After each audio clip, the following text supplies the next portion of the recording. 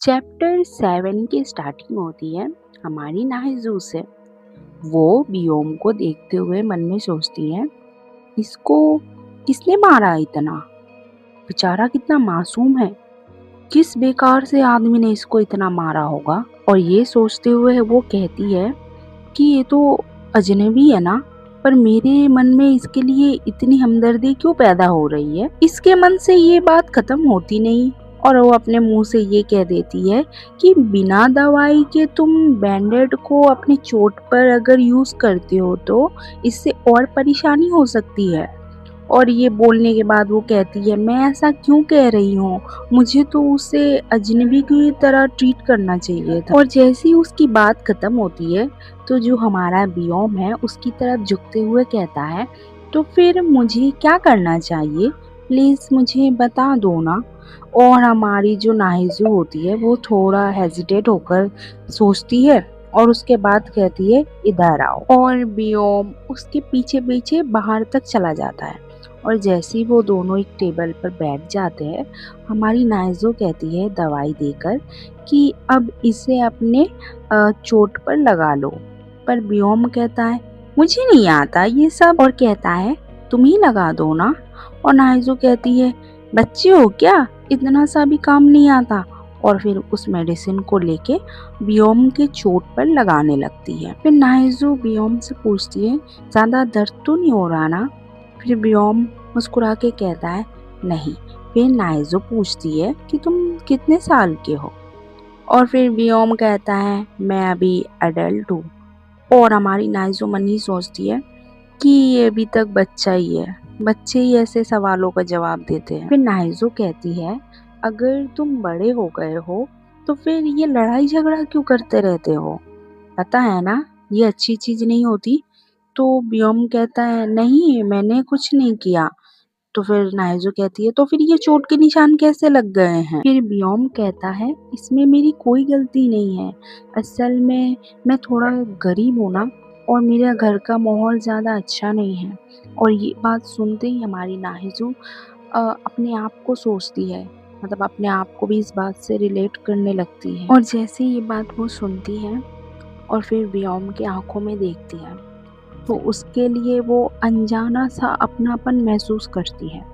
और फिर वो कह देती है कि तुम कल कह रहे थे ना फ्रेंड बनने वाली बात, तो ठीक है, हम आज से फ्रेंड है। और जैसे ही ये बात बियोम सुनता है तो वो बहुत एक्साइट हो जाता है और एकदम खुश हो जाता है और कहता है, तो फिर आज से मैं तुम्हें नूना बुला सकता हूँ ना? दोस्तों, नूना वो प्यार से बुलाने के लिए कह रहा है। पर नाइजू काट कर कहती है, नहीं, ऐसा कुछ नहीं कहोगे तुम मुझे सिर्फ आंटी कहो। उसके बाद बियोम हल्का सा मुस्कुराता है और कहता है, थैंक यू। और नाइजू कहती है, किस लिए?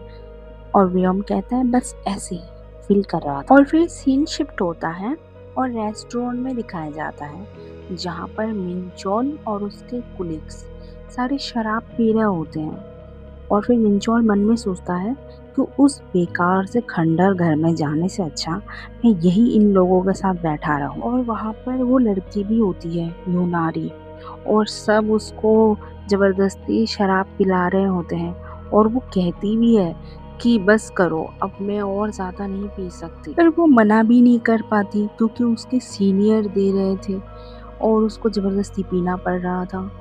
पर मिंचोल ने ये समझ लिया और उसने अपनी गिलास यूनारी को दे दिया, क्योंकि वो शायद शराब नहीं थी।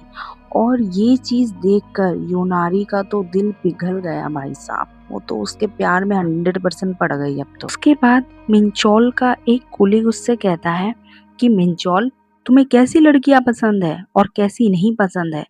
फिर मिंचोल मुंह फुलाकर कहता है कि जो लड़कियां आंटी जैसी इमोशन लेस और सिर्फ घर में फटे पुराने कपड़े पहन के घूमती रहती है, वो मुझे बिल्कुल पसंद नहीं है। मुझे लड़कियां पसंद है जो वेल ड्रेसेस और एकदम स्मार्ट बन के रहती है, मुझे वैसी लड़कियां पसंद है। और ये सुनकर यूनारी अपने आप को समझती है कि शायद मिंचोल मेरे बारे में कह रहा है। भाई, इस लावारिस को वो पाल रही है बेचारी नाहिजू। छोड़ो, उसके बाद सीन शिफ्ट होता है सीधा हमारे नाइजो पे। वो अपना फ़ोन देख रही होती है और मोबाइल में बियोम का नाम देखकर कहती है, ये बियोम ताई कुछ अजीब सा नाम नहीं है? और वो अभी तक रिप्लाई क्यों नहीं कर रहा मुझे? यार वो होगा किसी काम में फंसा हुआ। उसके बाद सीन शिफ्ट होता है सीधा मिंचोल और यूनारी पे, जो सुनसान गली में दोनों एक साथ चल रहे होते हैं और वहाँ पर वो यूनारी बहुत ही पी के रखी है। और फिर मिंचोल उससे कहता है कि मैं तुम्हारे लिए टैक्सी बुला दूँ क्या? तुम चली जाओगी ना घर? तो यूनारी कहती है हाँ मैं चली जाऊँगी। पर एकदम से वो उसको पकड़ती है और कहती है, मिंचोल तुम्हें पता है ना मैं तुम्हें बहुत पसंद करती हूँ। तुम्हें पता है तुम है ना दूसरे लड़कों से बहुत अलग हो।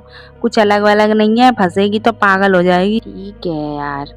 उसके पता नहीं यार ऐसी लड़कियां ऐसों के चक्कर में क्यों पड़ जाती है और फिर रोती रहती है। छोड़ो। उसके बाद में यूनारी कहती है कि घर जाने से पहले क्या हम कहीं चल सकते हैं? और मिंचोल एक ही बात कहता है बस शांत होके कि कहाँ चलना है। ओके दोस्तों, अगर आपको ये वीडियो पसंद आई है तो प्लीज़ यार सब्सक्राइब करो और वीडियो पूरा देखा करो दोस्तों।